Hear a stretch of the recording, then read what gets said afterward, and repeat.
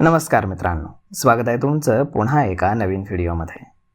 मित्रांनो, भारतीय इलेक्ट्रिक वाहन म्हणजेच EV क्षेत्रातील आघाडीची कंपनी ओला इलेक्ट्रिक मोबिलिटीनं व्यावसायिक आव्हानांचा सामना करण्यासाठी आणि आपली आर्थिक स्थिती मजबूत करण्यासाठी एक महत्त्वपूर्ण पाऊल उचललं आहे. कंपनीच्या फंड रेझिंग कमिटीनं 1 जून 2026 रोजी झालेल्या बैठकीमध्ये क्वालिफाईड इन्स्टिट्यूशनल प्लेसमेंट म्हणजेच QIP इश्यू करण्यास अधिकृत मंजुरी दिली आहे. या अंतर्गत निधी उभारणीसाठी प्रति शेअर ₹37.74 इतकी किमान फ्लोअर प्राईस निश्चित करण्यात आली आहे. सेबीच्या नियमांनुसार कंपनी या फ्लोअर प्राईसवरती गुंतवणूकदारांना 5% सवलत म्हणजेच डिस्काउंट देण्याचा विचार करू शकते. खरं तर ओला इलेक्ट्रिकचा हा निर्णय अशा वेळी आलाय जेव्हा कंपनी भारतीय टू व्हीलर बाजारामध्ये कठीण परिस्थितीचा सामना करते.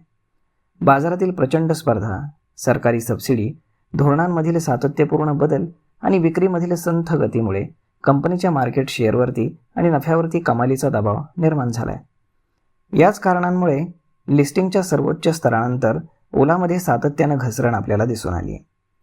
नुकत्याच जाहीर झालेल्या आर्थिक निकालांनुसार मार्च 2026ला संपलेल्या चौथ्या तिमाहीमध्ये ओला इलेक्ट्रिकचा एकत्रित निव्वळ तोटा 500 कोटींपर्यंत पोहोचलाय, जो गेल्या या वर्षीच्या याच तिमाहीमध्ये 870 कोटी होता. म्हणजेच खर्चात कपात केल्यामुळे कंपनीचा तोटा 42% कमी झाला आहे. मात्र संपूर्ण आर्थिक वर्ष 2026चा विचार केल्यास कंपनीला तब्बल 1833 कोटींचा प्रचंड निव्वळ तोटा सहन करावा लागला आहे. तसेच कंपनीचा महसूल 4514 कोटींवरून थेट 2253 कोटींपर्यंत घसरला आहे. या संकटामधून बाहेर पडण्यासाठी ओलानं नुकतीच आपल्या उपकंपन्यांमध्ये 2000 कोटींची गुंतवणूक करण्याची घोषणा केली. या निधीचा वापर प्रामुख्यानं बॅटरी सेल मॅन्युफॅक्चरिंग, इलेक्ट्रिक मोटरसायकलचं उत्पादन आणि स्थानिक उत्पादनांवरती भर देण्यासाठी केला जाणार आहे. कंपनीचे मुख्य प्रवर्तक म्हणजेच प्रमोटर भाविश अग्रवाल यांनी विश्वास व्यक्त केला आहे की आर्थिक वर्ष 2027च्या पहिल्या तिमाहीमध्ये कंपनीला 40 ते 45 हजार ऑर्डर्स मिळतील आणि वाहन व्यवसाय सकारात्मक म्हणजेच फ्री कॅश फ्लोच्या दिशेनं वाटचाल करेल. तर आता समजून घेऊयात की क्वालिफाईड इन्स्टिट्यूशनल प्लेसमेंट म्हणजेच QIP काय असतं. तर ही लिस्टेड कंपन्यांसाठी भांडवल किंवा निधी उभारण्याची एक जलद प्रक्रिया आहे. सामान्यतः कंपन्यांना बाजारातनं पैसा उभा करण्यासाठी फॉलो ऑन पब्लिक ऑफर म्हणजेच FPO किंवा इतर लांबलचक प्रक्रियेतनं जावं लागतं, ज्यामध्ये वेळ आणि पैसे खर्च होतात.